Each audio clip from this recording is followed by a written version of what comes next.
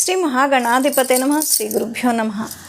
ఈ మధ్య మనం కామన్గా వినే మాట స్ట్రెస్, నెగిటివ్ థింకింగ్స్, డిప్రెషన్లోకి వెళ్ళిపోవడం, ఫ్రస్ట్రేషన్, ఇలా చాలా పదాలు వింటూ ఉన్నాం. దీనన్నిటికీ ఒక మంత్రం చెప్పారండి. ఆ మంత్రం దీనికే కాదండి, ఎవరైనా మనకు నచ్చని వ్యక్తుల మధ్య కొన్నిసార్లు ఉండాల్సి వస్తుంది. చుట్టూ మనకెవరు నచ్చరు, అటువంటి వాళ్ళు చెప్పేది వినాలి, వాళ్ళ నుంచి బయటపడలేము, ఏదో ఒకటి చెప్పి ఎలా పక్కకి వెళ్ళిపోవాలి. ఇటువంటి సందర్భాల్లో కూడా ఆ మంత్రం ఉపయోగపడుతుంది. ఆ మంత్రాన్ని రెగ్యులర్గా ప్రాక్టీస్ చేయడం వల్ల మంచి ఆలోచన విధానం రావడమే కాకుండా ఎదుటి వాళ్ళు మన పట్ల అట్రాక్ట్ అవుతారు. మనం 10 మందిని అట్రాక్ట్ చేయొచ్చు. మంచి పేరు వస్తుంది, మనకు మంచి ప్రవర్తన ఉన్న వ్యక్తి అని మనల్ని అందరూ పొగుడుతారు. ఇలా ఇన్ని ప్రయోజనాలు కలిగించే మంత్రం ఏందో ఈరోజు మనం తెలుసుకుందాం. ఒకటేనండి, మనకు శ్రద్ధ ఉండాలి. ఏ మంత్రం చేసినా కూడా శ్రద్ధగా కూర్చొని మంత్రం చెప్పేస్తున్నాను, శ్రద్ధగా వినండి. Smile, smile, smile, smile. ఇదేనండి మంత్రము. స్మైల్, నవ్వడము, చిరుమందహాసం అంటారు కదండి. అలా మనం నవ్వుతూ ఉంటే ఈ మంత్రాన్ని ప్రతిరోజు జపం కాదండి, ప్రాక్టీస్ కూడా చేయాలి.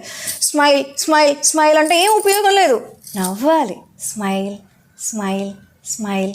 నవ్వుతూ ప్రాక్టీస్ చేస్తే ముందు స్ట్రెస్ తగ్గుతుంది. మనలోని నెగిటివ్ ఫీలింగ్స్ ముందు సగం పక్కకు జరిగిపోతాయి. అంతేకాదు, మనకు నచ్చని వాళ్ళ దగ్గర నవ్వి పక్కకి వెళ్ళిపోతే అయిపోయింది. వాళ్ళంతకు వాళ్ళు, మనంతకు మనం. అంతే కదండి. కొంతమంది ఏబ్రాస్ మొహాలు వేసుకొని ఉంటారు ఎప్పుడు బిర్రుగా. ఇంతే వాళ్ళ మొహం, నవ్వే రాదు. అటువంటిప్పుడు ఏమవుతుంది, మనకి ఎవరైనా ఏమైనా చెప్పాలనుకొని వచ్చినా కూడా ఆ సీరియస్ ఫేస్ చూసి, బుడ్డమూతి చూసి పక్కకి వెళ్ళిపోతారు. వీడే స్ట్రెస్లో ఉన్నాడు, వీడే ఏబ్రాస్ మొహం వేసుకొని ఉన్నాడు, వీడితో నేనేంటి మాట్లాడేది, అవసరం లేదురా బాబు అని పక్కకి వెళ్ళిపోతారు. అలా కాకుండా నవ్వుతూ ఉన్నాం అనుకోండి, 10 మంది వచ్చి మనతో మాట్లాడతారు. మనకు ఏదైనా అజ్ఞానము, ఇట్లా చెడు భావాలు ఉంటే అవన్నీ వెళ్ళిపోతాయి.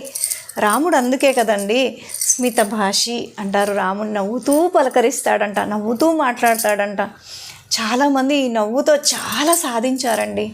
మనం కూడా నవ్వుతూ మాట్లాడే ప్రయత్నం చేద్దాము. ప్రతి ఒక్కరిని ఆనందంతో ఉంచడమే కాకుండా మనం కూడా సంతోషంగా ఉంటాము. మన నవ్వే మనకు సంతోషాన్ని ఇస్తుంది. ఒక్కసారి ప్రయత్నం చేద్దాము. మంత్రజపం మాత్రం మర్చిపోకండి. స్మైల్, స్మైల్, స్మైల్ అంటూ నవ్వుతూ ఉందాం. జయ శ్రీరామ్.